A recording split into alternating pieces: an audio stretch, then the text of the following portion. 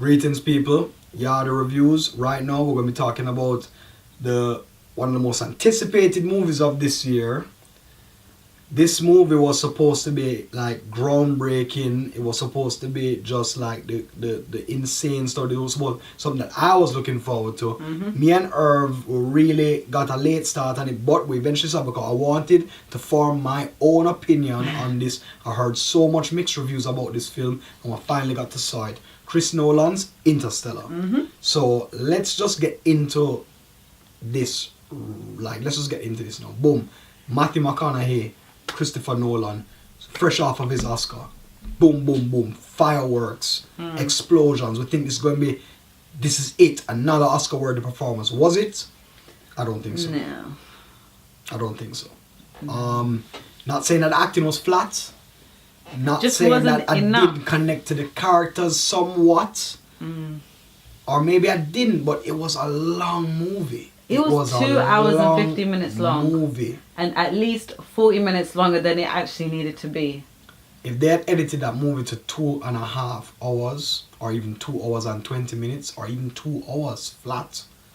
2 hours flat? You could tell a story in 2 hours. You didn't need to be 2 hours flat? almost 3 hours long. Movie would be perfect. I mean, it's not an Indian film. But when you said, I wouldn't really say would it make a difference. I mean, listen, the dialogue is good, the scientific facts are good, the whole theory, the theory of the time, exploring space and the time. theory of the time is insane. Like it's that theory, interesting, yeah. The theory of the time is but you know what? Visually, this movie is stunning. How it was directed, it brought me a lot of like comparisons to Stanley Kubrick 2001: Space Odyssey. But that's what people were talking about anyway. Exactly, but Space Odyssey is a better movie in my perspective. But I'm yet to see that. you need to. Absolutely insane. You need to. You love it. Like it's your type of film. But like this film is definitely probably I think Christopher Nolan's weakest film. I think it definitely ranks there with The Dark Knight Rises. And I think I put Dark Knight Rises above it. I think Dark Knight Rises. I love that. But it's a better movie. And I'm not biased because Tom Hardy was You are biased because Tom Hardy. You like it because Tom Hardy's in it. But let's just move on from that subject right now. So anyway, yes, Interstellar. It was alright. I was expecting a little bit more. I thought some of the plot holes there were plot holes that were evident there. It was kind of crazy how boom. All right. Here's the thing. Now. So boom, a little bit of spoiler, guys. I mean, not really much spoiler. So boom, this guy.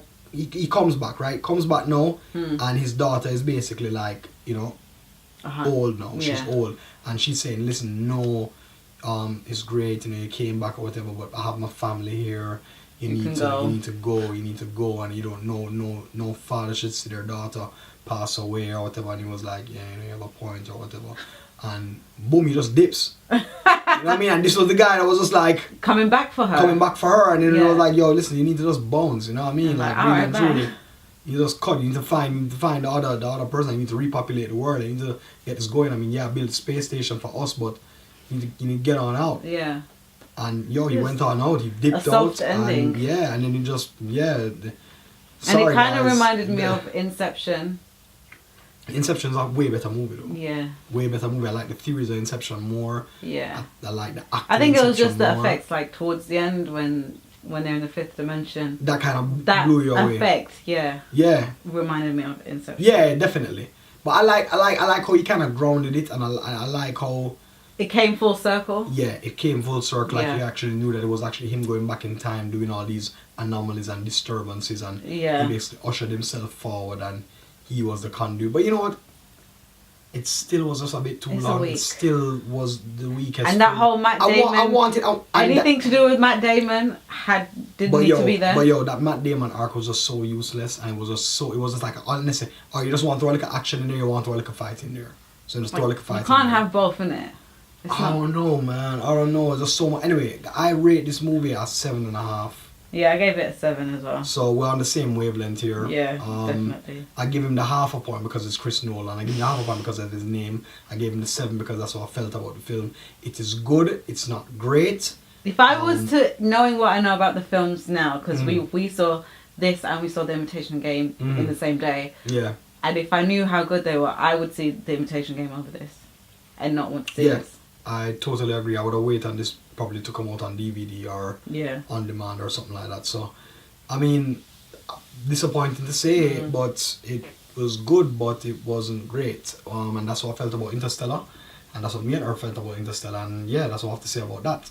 So guys, do remember to subscribe to the show, youtube.com/yardreviews, as well as email us at yardy.reviews@gmail.com what you guys thought about Interstellar. Please send your question and comments. We'd like to think. A lot of people probably have mixed reviews. If you guys like it, we'll talk about it. I mean, that's what the show is all about. Also, follow us at Yardy Reviews on Twitter and Irv's WordPress, bigpicturesmallscreen.wordpress.com. All the reviews, all the news, all the good stuff is on there. So log on, check that out.